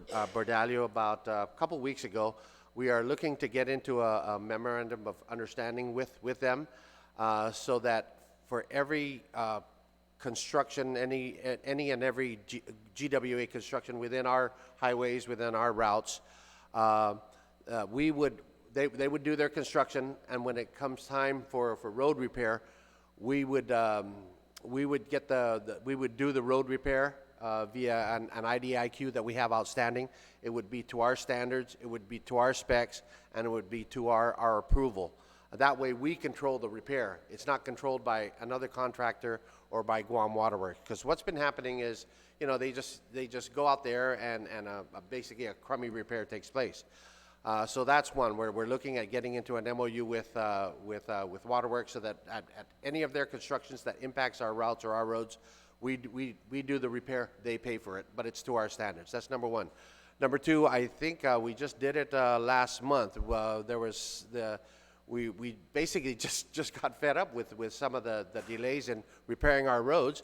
I just said, stop all permits going out. And I just said, that's it, we're done. You want a permit for cutting into our road to get to your water pipes? You start fixing. I can count on both hands the number of steel plates that are out there. That have been out there for many, many days, many weeks, many months. And that's just unacceptable. I agree, and thank you. I agree with the permitting use of the permits as your enforcement tool. I think you need to do that also with these occupancy permits for buildings, and if they're complaining now that they don't have roads, you've got to deal with that in the beginning. Thank you. They have to understand that that's going to be my one grip on everybody else, to make sure that there's compliance and you know, it's the roads are repaired to a certain standard. Yeah. Thank you, Senator Reese. Very good question, good response. Senator Jim. Thank you, Mr. Chairman. Director, we were discussing also the easement issues, right? And if you can just expand on for me in the villages where, for example, you have an easement issue where it prevents you from doing the road repairs. And what is the process to overcome the easement issue? I understand from the mayor that they did recently have one that was corrected and finally things moved through. But tell me the difficulty, or is it a slow process? Is it cumbersome, or is it something that can easily get through? Senator, it does take a while, because if the government doesn't own a portion of the road, we can't go in there and pave it. Sometimes we'll look if we can move it over, but typically, say there's a 40-foot wide easement. We look for the center line, and then we'll pave maybe, if there's supposed to be a 40-foot easement, typically we'll pave 11 and 11, and that should suffice for a 2-lane road. Sometimes we assume that there's a 40-foot wide easement, and it's not. So sometimes we might have to move the road a little bit to the north or to the south, or a little bit to the left or the right, but trying to keep it as straight as possible. So we work with what we're given, but if there's some roads out there that absolutely impact, there's an impact on the road because it's not government property, we basically skip it. And we've had one, and for the record, we just paved a road in Afami, maybe last month, and yeah, we had some family feud issues up there where the residents were coming out and saying, no, this is a thing, and we have DLM on site, and of course we call the mayor and we just show them the points, but sometimes we basically go by what's on record, what's at land management, and some of the residents just have to understand that they assume that their property, because they've been there for the last 30 years, they assume their property is out at a certain point. It really isn't once you get a surveyor out there and you find the points. Yeah. So these are existing roads, and we're just going in there to try to repair, but we can't repair it because it's on private property, but that's been on private property for 50 years, this road, and now we're finally trying to get in through the complaints and everything and the hazards of the road, but we can't because it's on private property. So how do you fix that? Well, say like Route 14B, Ipao Road, we had to purchase quite a number of properties to fit in with our design. So basically, we purchased the property. I believe the Bili Bay Bridge project, I believe that entered into condemnation, and some purchasing as well. So both avenues are available to us. So that process is moving along quicker. Right, yeah. And then once it's longer, but and when that is settled, when you can get federal funds, then federal funds are there for purposes, but we can't do it unless if we have the right of ways. Yeah, definitely federal funds. We don't use that until the government owns the road fee simple. And there are many roads in that situation where we could use federal funds if we had the easements corrected. Correct, yeah. Right. And federal funds will pay to purchase the property. I'm sorry, one more time? Federal funds, we have use federal funds to pay for acquisition. So it's not general funds, so actually federal money can... Depending on the project. Right. If it's found as needed, right? Right. So all this federal, of course, we don't have enough in the general fund, and of course, we're not looking at increasing liquid fuel tax, and it's difficult to decrease it, but if we can focus more on getting the easements corrected, I think that would really relieve us, and the federal government is there at interest-free, and then we can get a lot, so we can focus more back on the smaller roads that the federal funding isn't there to help. But if we can take that great burden away from the government pockets and get that federal funding now, if there's, go ahead. I can tell you right now, the whole, I call it the U of the island, and that would be from, let's see, Jotnya, the end of Jotnya, around, say, the Toxa area, Cross Island to Cross Island, the bottom of the island. We are conducting a study right now, an assessment of that entire roadway to see basically what are the easement and rights-of-way issues. Because my understanding when I first came in is that why don't we ever take care of those roads? I travel down there once, twice a week, and they're in pretty bad shape. And the number one answer that came back to me is the government of Guam does not own a large part of that roadway. Sometimes it's just a sliver. It could be just a couple square meters. Sometimes it could be a little bit larger than that. So we're doing a total assessment of that whole U, the bottom part of the island. Would Naval Magazine be part of that? Naval Mag Road, Santa Rita? Naval Mag is separate, but it is on the GTIP, the Guam Transportation Improvement Plan. That would be Route 5. We are, as a matter of fact, we have two federal, our federal officials from Hawaii who are on island today. They're out doing site visits. I'm supposed to be with them, but they're doing they're looking at all the routes, and Route 5 is one of them. We just spoke about that yesterday. We are looking to get DOD funding for that roadway. That is high on the priority list, basically from the mobile gas station all the way to Naval Mag and a portion of Cross Island Road. While you're on that topic, of course, it's not a village road, but it's Marine Corps Drive Road. And then we had the hardening expansion. Marine Corps Drive, a portion of Marine Corps Drive is scheduled for repaving from the the Governor Camacho portion where the old Pizza Hut was, all the way up to Airport Road. That bid should be out shortly. That's strictly going to be a total repaving. Yeah, we've allocated some money for that. Does that balance out with how they want to do the hardening on the outer lanes as well? Is that the same timing? No, the hardening isn't until 2024. Yeah, and that's going to come from, we're looking at DOD funding for that. Yeah. Thank you. Thank you, Mr. Chair. Thank you, Senator. Thank you. Senator Amanda. Thank you very much. Thank you, Mr. Arreola and Mr. Sablan, and all of the mayors for being here today, for providing testimony in support of this bill. I think all of us want to see better roads for all of our village residents. I just have one question. I know that Mayor June brought up the flood mitigation, and you made mention of it as well, Mayor Gokwe. And I just want to know if this is the same sentiment from the other mayors. Is this a priority area that you'd also like to see included in this bill? Or Mr. Sablan, maybe you can answer in general. Mayor Ernest is still here, but I'm sure he's one of those that would say yes, include flood mitigation into that bill, because the Barcenius area, every storm gets affected. And we thank again the director for being proactive in these past few storms. Those equipment that they were using for that they bought for the flood mitigation project a couple of years ago, they're always on site before the storm comes, and I'm sure Mayor Ernest can explain to you, but every other village that has this problem, I'm sure that they're going to say, yes, please include it. And Senator, if I can, certainly we don't go into the villages and pave roads if there's going to be a flooding issue. I'll tell you straight up, we try to mitigate that issue before we pave. I can tell you there's a portion in the back of Harmon where we're actually going to put culverts before we pave, and it just makes engineering sense to do that. Yeah. Yeah, Senator, you know, the problem here, we make the road real nice and not being mindful of the master plan, and then all of a sudden we have to dig again and make repairs. Why couldn't you move it away from the main road?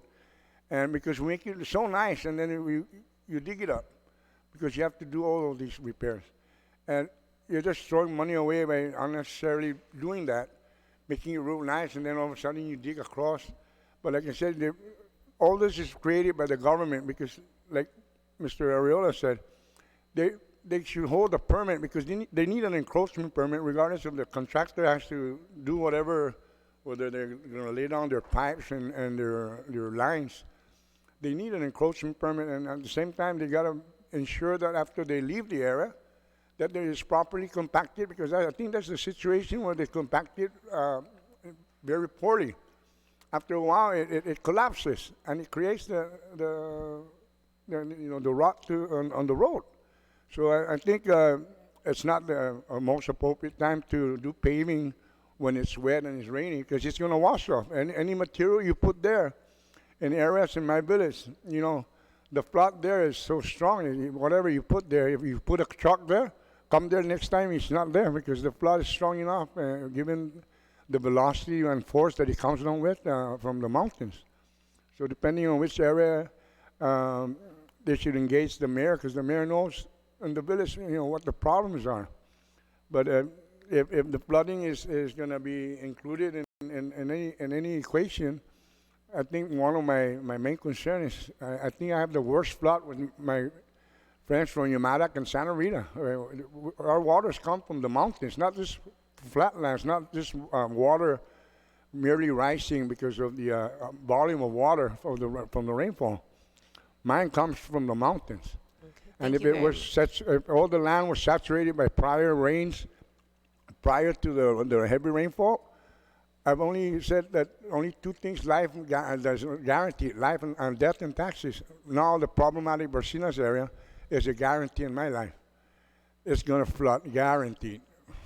So thank you, Senator. Thank you very much, and I know we all share those concerns too for the safety of the villagers during heavy rains and when typhoons come. So we want to make sure that we include those, and especially in our planning and thinking about the longevity of the road, that we prepare for those things and keep them as long as we can in good condition. So thank you very much. Thank you, Senator. Senator Clinton, maybe before you ask questions, maybe we'll have the mayor of Asan, Maina, PD, or no, Asan. Asan. Good morning, Senators. My name is Frank Salas, Mayor of Asan Maina. There's two concerns actually in our village, Asan Maina. First of all, Asan is obviously it's been an issue for almost decades. There's a lot of residents that live up in the hill where Kalakak area is at. And why it is that I believe government of Guam, or probably Rex, has been spending so much money for road repairs. It's uphill, going uphill. And why it is that every heavy rainstorm, the road damages.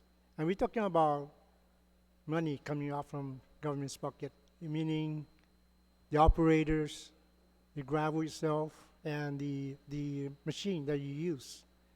Each time we have this big rain, we experience the roads are damaged. Even storm, and to top it off, it's actually, that road belongs to federal.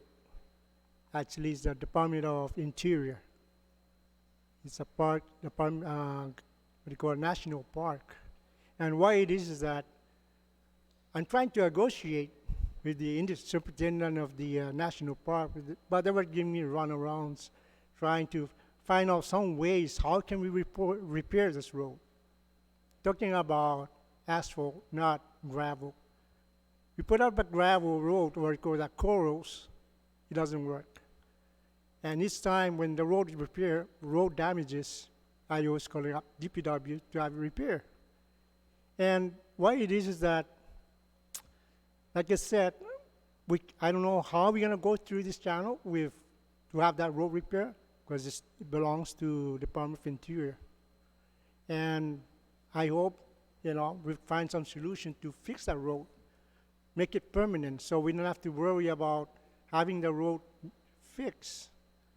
Because it's this time, sometimes my maintenance will go up and cover up some of the puddles, or you call that road puddles, because of, residents cannot go through the road down the way because the roads are damaged. And secondly, that's my concern. My second concern is Maina. I just received a request yesterday for Tuba Street. Tuba Street is a damage up in the hill area. And I already made a request, and hopefully they'll repair sometimes today or this week because of the fiestas coming up. It's not because of the fiesta, but the road itself needs to be fixed. And, you know, the railing over next to the church, I've been submitting a lot of requests on that. I don't know how they're going to respond to that railing. It's not part of it's part of the road actually because, you know, it's a safety-wise. This is over next to Maina Church. And thank you to the DPW because, you know, sometimes we ask for, we call that the asphalt. We sometimes they provide us to patch up some holes.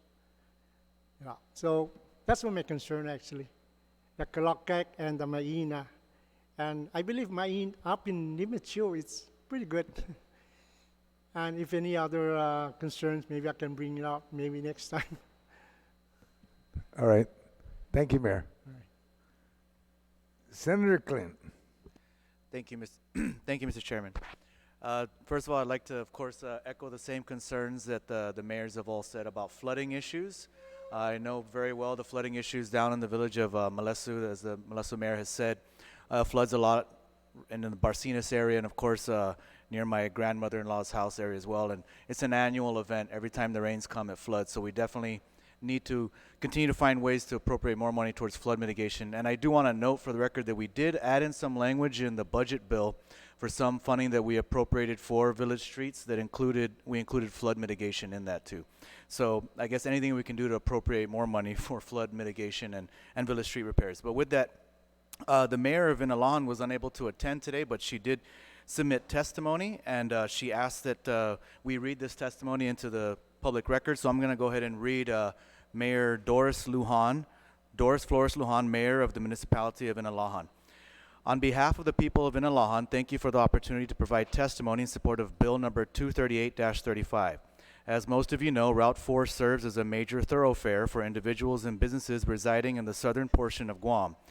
This highway also serves as a major thoroughfare for consumers to the Ladzon landfill, solar farm, Guam Fire Department Fire Station number 6, telecommunications, and visitors alike. Although maintained by the Department of Public Works, this main highway continues to deteriorate at a very fast pace with the increase of traffic from visitors, private vehicles, tour buses, and vans, construction and developers, new homeowners, and industrial garbage rigs. This main highway continues to experience extreme wear and tear, particularly from the portion starting at Talafofo Bay, aka Surfside, to Malolo proper, and is in dire need of improvement and maintenance. During torrential rains, storms, and natural weather changes, this main highway washes out, causing additional dangers to those individuals who commute on this major highway. During past projects, only a portion of the highway was resurfaced, to my dismay. It is my hope that if Bill number 238-35 COR is passed into law, that additional general funds will be used to ensure that village streets and roads are resurfaced and repaired, but also to include gutters, shoulders, and bike paths. In doing so, roads such as Route 4 will be safer for all consumers. Through proper maintenance and planning, the erosion issues that southern residents encounter could be mitigated. It should also be noted that deteriorating road conditions impact the lives of southern residents economically as well.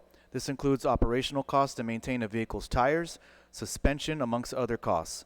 While not unique to southern Guam, the limited 2 lanes and deteriorating road conditions constrains our ability to run daily errands uptown.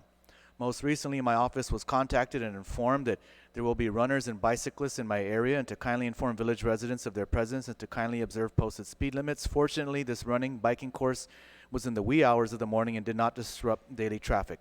It's for this reason that I and the residents of Inalahan are in support of Bill number 238-35 COR, which will appropriate an additional $2 million to the Department of Public Works to resurface and repair village streets and roads. Further, my office has received calls from village residents that some drivers do not adhere to traffic stops and signs, particularly the 3-way stop in Talafofo leading to Inalahan. I'm certain that my colleague and neighboring village of Talafofo also received similar telephone calls from frustrated residents. It is my observation that these drivers are visitors who are unaware of the traffic stop at that junction. Many times, residents must make a sudden stop or swerve to the side of the road to avoid accidents and/or mishaps. It is my hope that part of the highway plan on Route 4 will include some kind of median blinking traffic light or unique mechanism to warn drivers, both visitors and residents, who do not commute daily on Route 4 of an impending traffic stop. In closing, on behalf of the residents and business owners from the village of Inalahan, we fully support Bill number 238-35 COR and encourage members of the 35th Guam Legislature to pass this bill for a safer Guam. Si Zuus Maasi, Doris Flores Lujan, Mayor of Inalahan. So with that, I'd just like to thank all of you for coming out and providing your testimony on behalf of this bill, and hopefully we can find some more funds to continue repairing the roads and streets in the villages. As we know, it's obviously a major priority for residents throughout the island of Guam. Thanks. Thank you. Senator Therese, you have a follow-up question? Yes. So, Vince, Mr. Ariola, so the 2020 budget, well, the 2019 budget we added a floor amendment there that said the balance in 2018 was going to go for repair of roads. And we found out later that the balance of 2018 was 1.6. So in addition to the regular appropriation, there should have been a 1.6 that you received at the beginning of fiscal year 2019 to add to the 2.7 that was appropriated. So that's 2.7 regular appropriation plus the 1.6 from 2018 balance. And then we added a 2019 balance in the 2020 budget, and that was estimated to be 2.2 million at the time. So since 2019's ended, it looks to me like you should have 6.5 million instead of just 2.7 million to be doing roads during fiscal year 2020. I came up with 5.6, but it's close. Okay, Right. all right, then yeah, maybe the balance Yeah, was yeah. estimated and Because of the versus carryover. actual. Yes, So ma'am. good. So that's can you just please submit to us a list of the roads that you intend to repair with that money? And if, of course, I think the budget required a monthly status report as to all village street repairs undertaken in FY20, because we want to try to follow along, because we face the same issues as the mayors when the people in the villages don't understand why this road's not repaired versus that road. So if we could get the clear plan from DPW, which roads you intend to repair with the money you have in 2020, so we know that any additional money that we add on, for example, this 2 million, is going to then go to a different road. And so, you know, we know which ones we're taking care of, which ones we're clearly not going to address in this year unless we do something else. So. And, you know, we'll submit the list, keeping in mind that there are those issues that I talked about earlier. Oh, thank you. And yeah, Mr. But Mayor, we will. in regards to Route 4, yeah, we've been working on this for several years with, DPW land management, that the inverse condemnation, we need to take care of the ownership of Route 4. I know that the DPW has prioritized the what do you call it, the PIP, or where the bottom half of the... Yes, that one, because of military's plans, and they've urged you to prioritize those roads. But I think the government of Guam has tried to prioritize the inverse condemnation of those, especially the Route 4 from, Jotnya all the way to Maritza Yamatic. Yes. The southern section, Mr. Chair. Thank you. Thank you, Senator. Mayor Charkloff, you Just waved one, wanted to speak. before I leave here, I'd like to get a little assurance that when the pie is divided, that there's parity in who gets the biggest pie or who gets. But I know, like I mentioned, the needs are just the same all around. But I would like to be able to be assured that of the 2 million, at least I get a little portion to address the most dangerous part of my village. And then everything else can fall back in place. But let's address the dangerous situations that are at the present, and all the ones that are just a bumpy inconvenience can come later. But I like to know that I'm going to get a piece of the pie to address my situation, rather than by the time it comes back, I don't even see the tip of the sword. I like to be able to at least touch the tip of the sword and put a little blood out of my thing. But I don't want the money to go spent everywhere else except reach my village. Otherwise, the people in Maurice are going to rebel and say, Mayor, you're not doing your job. So I just want to make an assurance that I'm fighting for whatever funding is available to address my immediate need, at least as far as the hazard and dangers. Everything else can come later on. Thank you very much. Thank you, Mayor.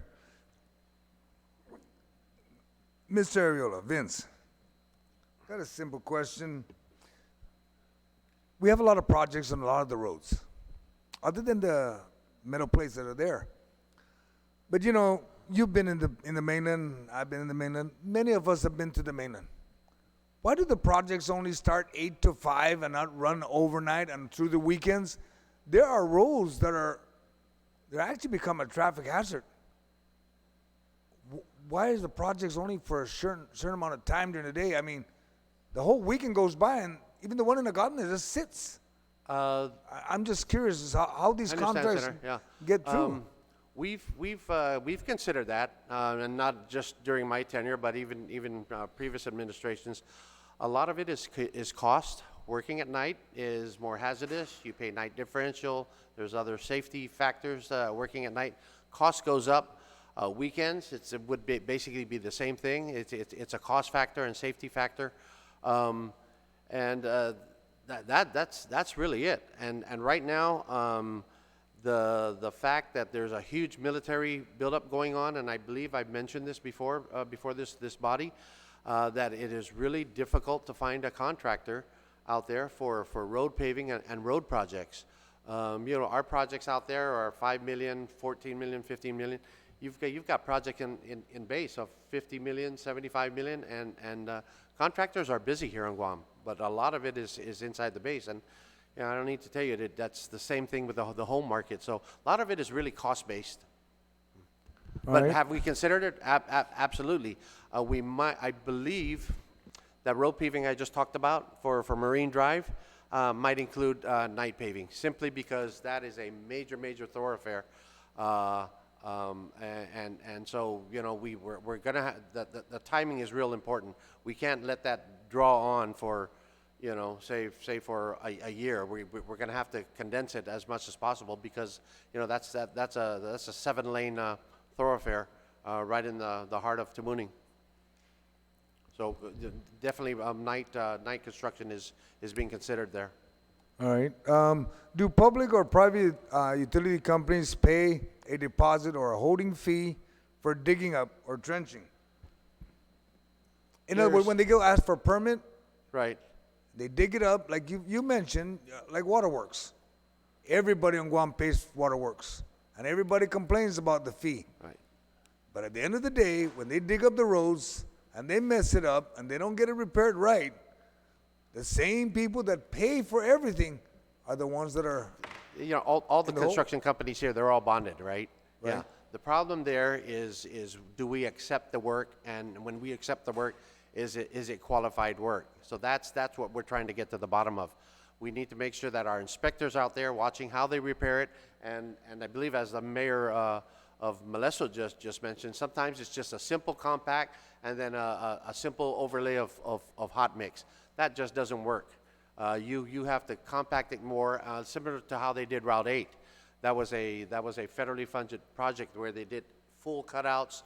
They compacted it once, if not twice. They laid a concrete slab, and then they did an overlay of asphalt. That's the kind of standard we're looking at going forward with our MOU with Waterworks, and that it'll probably bleed over to other contractors as well, whether it be Waterworks or any of the telecom companies as well. It could be just a 6-inch sliver that where they trench down the road. Once you cut into our road, in any of the roads, and you cut the asphalt, you've already started the deterioration. So the repair has to be almost equal to, if not better, than the initial road itself. So in your permitting process, you already put a hold, like you mentioned, on the permits. We've done 1 or 2 holds already, and trust me, once you do something like that, it opens their eyes, and they start to. But have you identified to raise the fees or put a fine on them that if they don't do it, this is, and it's like having a charge saying, if you break up this much of road, this is what's going to cost to repair it. This is what you got to be prepared to pay. If not, repair it to the standard. It's just something to give, because many of the people of Guam have faced this. And Right. then that's what we're concerned. Yeah, and you know, it still comes down to the permitting process.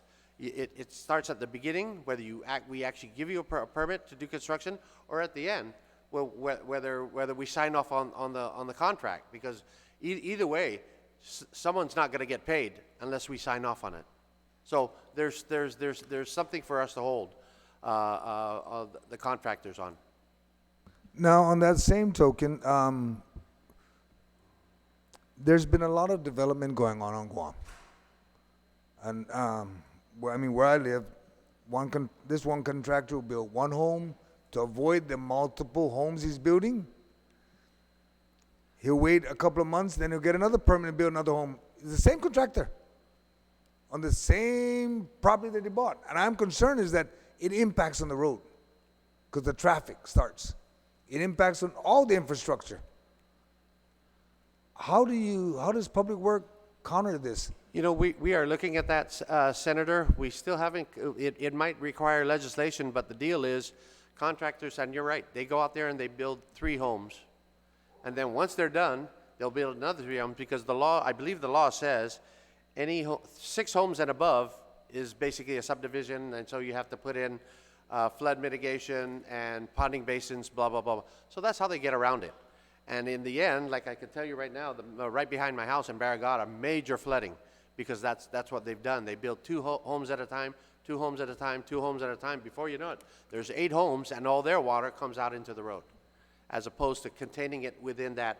It's basically a subdivision that took 2 or 3 years to build.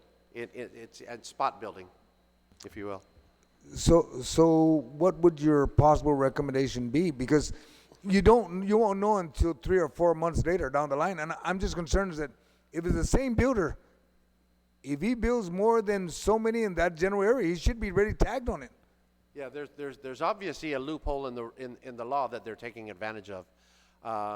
You know, do I know the solution? I don't have it today. Are we working on it? Yes, we are with our chief engineer, and also, you know, I'm going to have to bring this subject up with, you know, we have our, like I said, our federal counterparts in Honolulu. They're on island today, so and this whole week. So I'm going to broach that subject with them because it's obviously a loophole that contractors are taking advantage of, and knowing full well they have no intention of just building 2 or 3 houses and stopping there. Anybody, you just take a drive up to, I believe it's Ipan. Jigo's got a couple of them. They're all over the place. Yes, they are, all over the place. Thank you, Vince. I'd ask now Senator Tello to ask any question on her closing. Okay, thank you, Mr. Chair, and thank you so much for being here, mayors, and Angel, and what you said, which is also the sentiments of Chalapango Mayor. The longer we wait, the more costly it will be to repair our roads. So the importance is now. I mean, the funding, we need to provide you the funding. I know there's a timeline, Mr. Arreola, but I know you need some funding to get this moving. So that's what we're here today. And I appreciate your testimony when you do submit it, that it incorporates how much money did you receive from the increase of the liquid fuel tax that was provided in the budget bill to allow you to spend it. I have yet to get that answer from you with regards to how much did it yield, how much did you receive from that liquid fuel tax at the beginning of 2018, I believe. So if you can incorporate that, you can also incorporate what our good Senator Therese mentioned to put it, so it's more like a report than a testimony, but we greatly appreciate all the information.